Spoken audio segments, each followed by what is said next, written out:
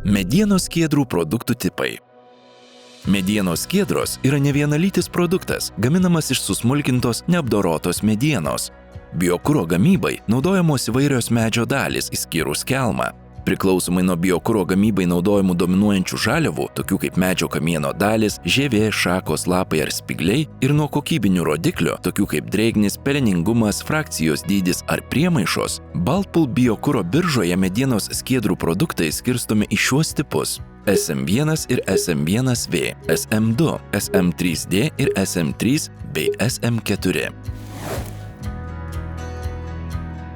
SM1 ir SM1V tipo medienos skiedros yra šviesiai rudos spalvos.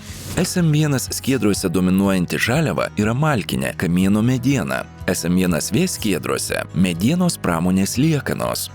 Abiejų tipų skiedruose tiek SM1, tiek SM1V neleidžiamos jokios priemaišos. SM1 skiedruose drėgnis negali būti mažesnis negu 20%, o maksimali leidžiama drėgnio riba 45%. SM1V skiedruose atitinkamai 35 ir 55% nuo naudojamos masės.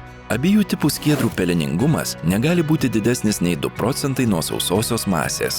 Mažiausiai 80% masės turi sudaryti frakcija nuo 3,15 mm iki 63 mm dydžio. SM1 skiedruose smulkelių frakcijos dydžio dalis negali būti didesnė nei 2%.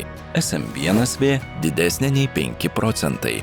Nuo visų šių medienos skiedrų parametrų santykio priklauso produkto energinė vertė, o tai daro įtaką ir galutiniai mokamai kainai.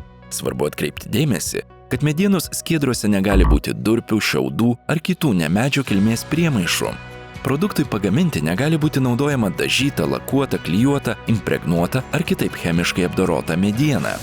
Aptikus net ir mažą kiekį neleistinų organinių ar cheminių priemaišų, biokuro priimti negalima. Vizualiai nustatyti tikslų medienos skiedrų produkto tipą sudėtinga, tam reikalingi laboratoriniai tyrimai, tačiau vadovaudamiesi šiomis gairėmis galite atlikti pirminį vertinimą ir taip nuspręsti, ar priimti atvežtas skiedras. Detalios medienos skiedrų produktų kokybės techninės specifikacijos yra aprašytos Baltpool biokuro biržos prekybos biokuro produktai sąlygose.